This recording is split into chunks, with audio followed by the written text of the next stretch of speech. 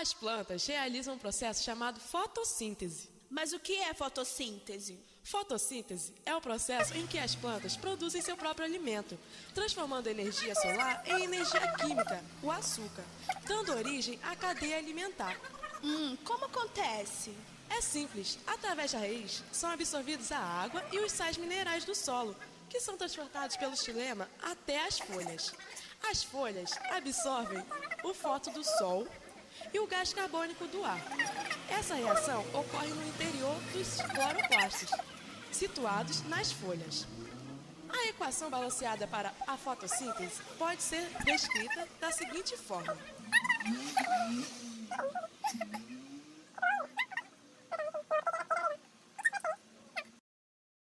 No Brasil colônia. A partir do século XVI, os portugueses deram início à colonização das terras brasileiras. Com o passar do tempo, os europeus foram conhecendo os ameríndios, os seus costumes e a alimentação dos nativos. Assim sendo, os portugueses tiveram que aderir à dieta alimentar indígena, que lhes era bastante estranha.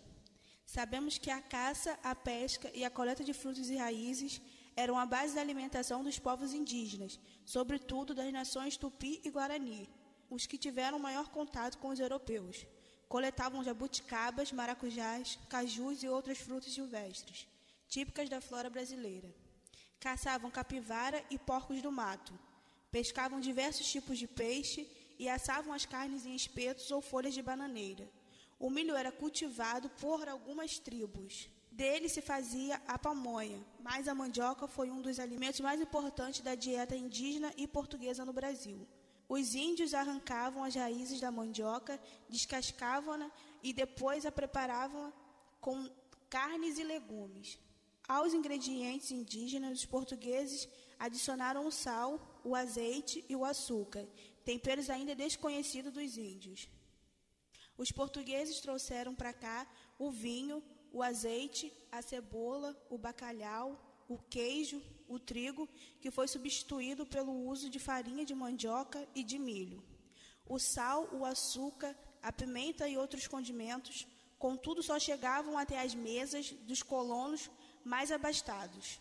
Na casa grande dos engenhos coloniais, comia-se carnes de animais criados na fazenda, tais como galinhas, carneiros e perus, peixes salgados pescados no mar ou nos rios, legumes, hortaliças e frutas em abundâncias, cultivadas em hortas e pomares.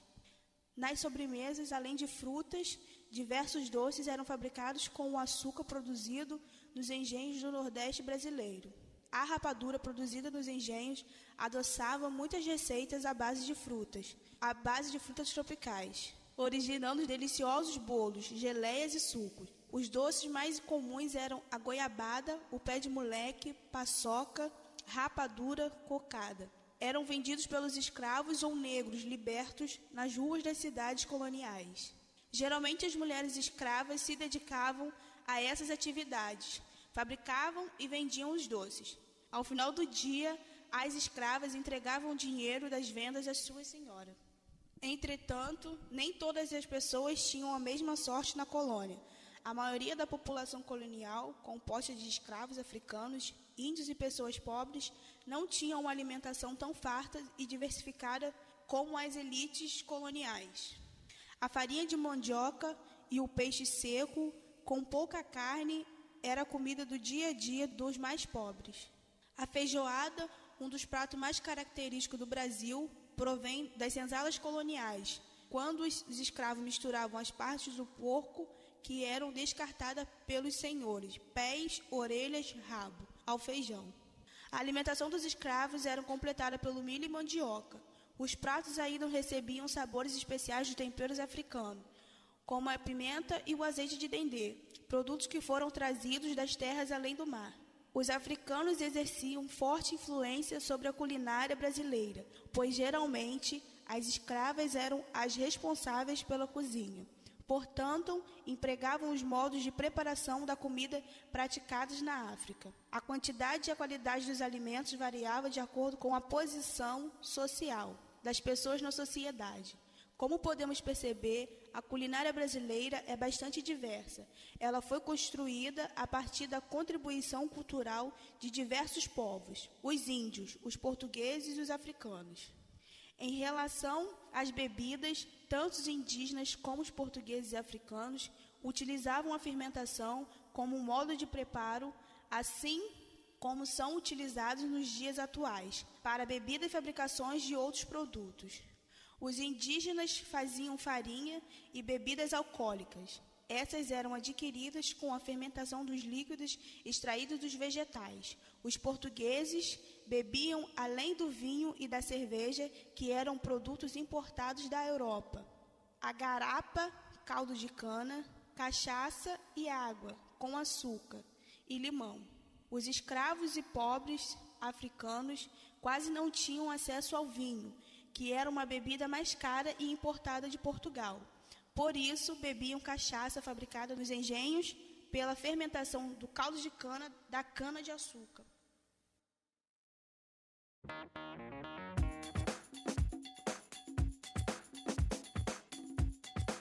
O pão, antes uma massa pastosa e consistente, quando levado ao forno, transforma-se numa massa fofa, macia e gostosa. Mas como será que isso acontece? A transformação é resultado de uma reação química chamada fermentação, que vamos entender melhor no experimento de hoje. Você vai precisar de 3 garrafas PET pequenas, 3 balões de borracha, 4 colheres de sopa de fermento biológico seco, 4 colheres de sobremesa de açúcar, 4 colheres de sobremesa de farinha de trigo, água morna, fita adesiva e um funil que pode ser feito com papel. Para começar, numere as garrafinhas de 1 a 3 e depois despeje em cada uma delas aproximadamente 4 dedos de água morna.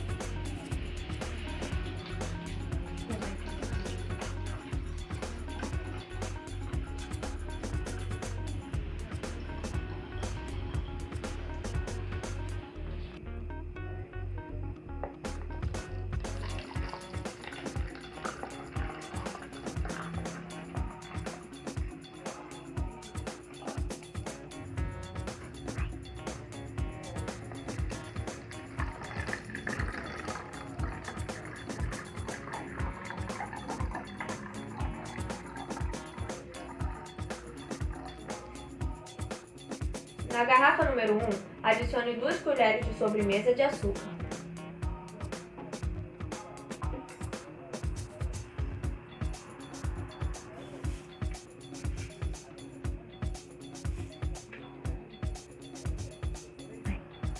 Na garrafa número 2, adicione 2 colheres de sobremesa de farinha de trigo.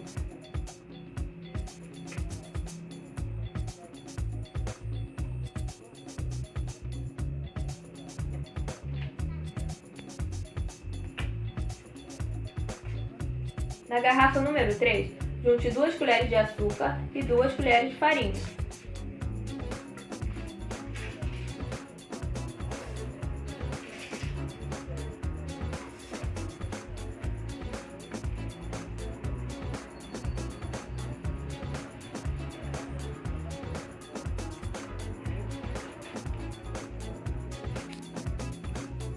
Agora é a vez do fermento. Coloque 1 colher de sopa em cada garrafa. Em seguida, bem rapidinho, coloque um balão no gargalo de cada garrafa e prenda com a fita adesiva.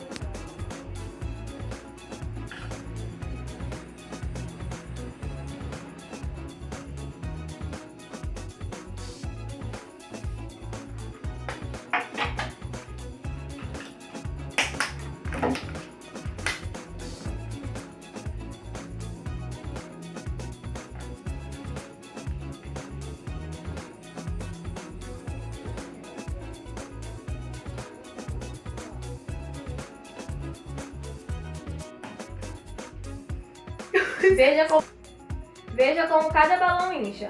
Você saberia dizer agora qual seria o ingrediente que faz isso acontecer? Em todos os casos, o que fez os balões incharem foi o gás carbônico.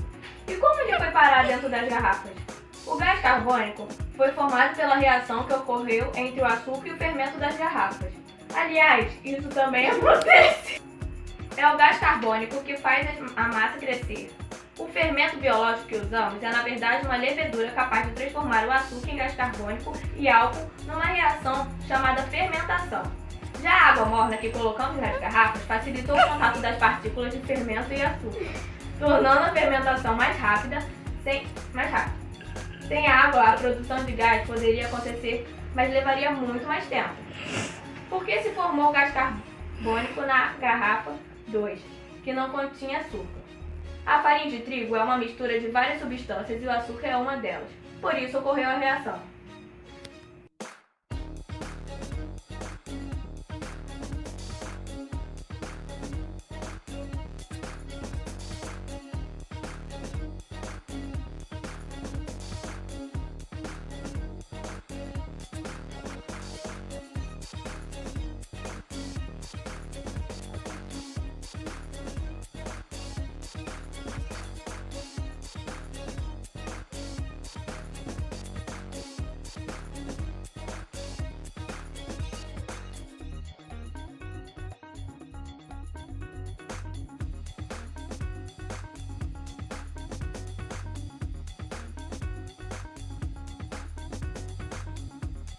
Estamos aqui com o Lilomar e ele trabalha no McDonald's.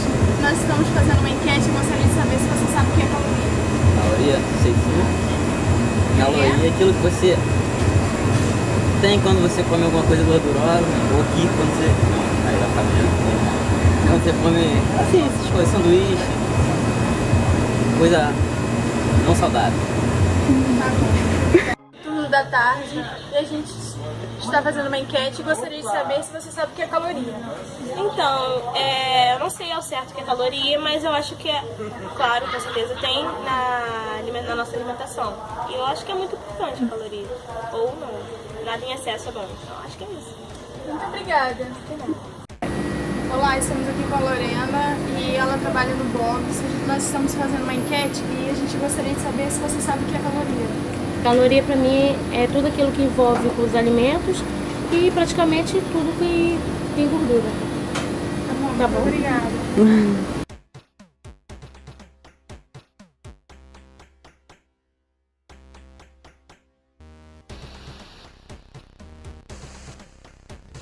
Caloria é a quantidade de calor que um alimento fornece após ser digerido e metabolizado pelo nosso organismo.